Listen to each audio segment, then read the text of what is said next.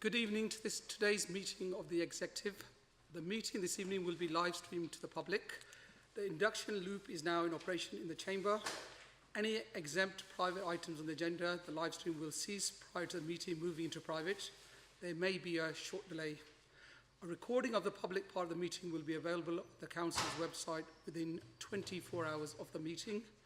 Would members and officers please remember to switch microphones on when speaking and speak directly into them and switch off when finished.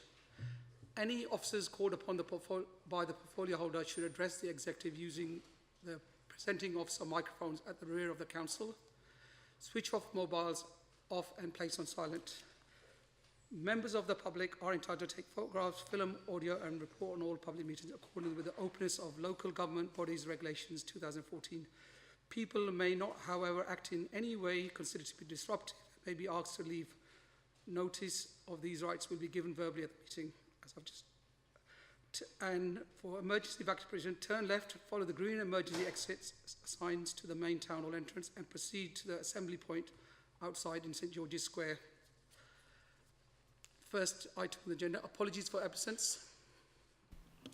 Yes, Chair, we've received apologies from Councillor Simmons and Javeria Hussain. Thank you. On section of the local finance, any disclosures of interest?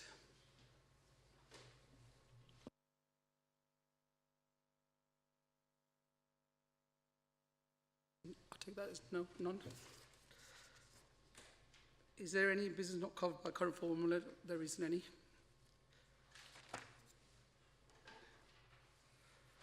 Do we have any references from committees or any other bodies? None I'm aware of. None, Chair. Any recommendation for scrutiny reviews? None. Anything from petitions? Okay. So we move on to item 8, the revised corporate complaints policy. Councillor Roach, I believe you're...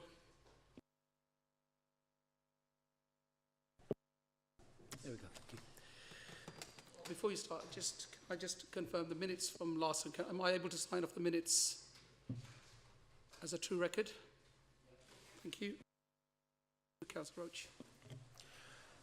As set out in the report, the Housing Ombudsman and Local Government and Social Care Ombudsman both published new complaint handling codes earlier this year. These codes, which in the case of the Housing Ombudsman are statutory, set out how the Council is expected to handle complaints. These expectations required a review and revision to our corporate policy and processes. The revised policy presented to members today documents some key changes: shorter responses time for complaints, more detailed and transparent reporting measures and scrutiny, and a greater focus on identifying and responding to vulnerability.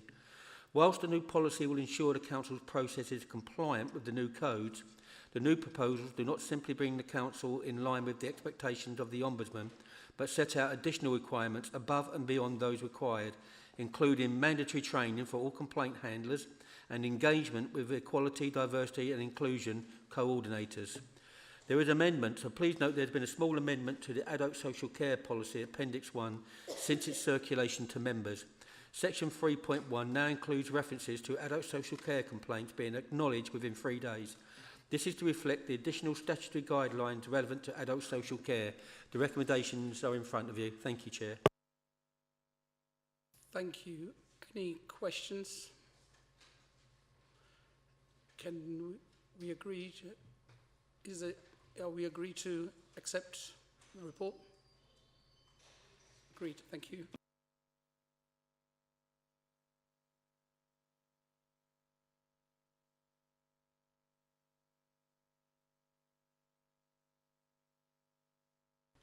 Item 9 has been deferred in your pack to a later date. That will come back with a more updated, fuller report at a later date for Executive to review. Thank you.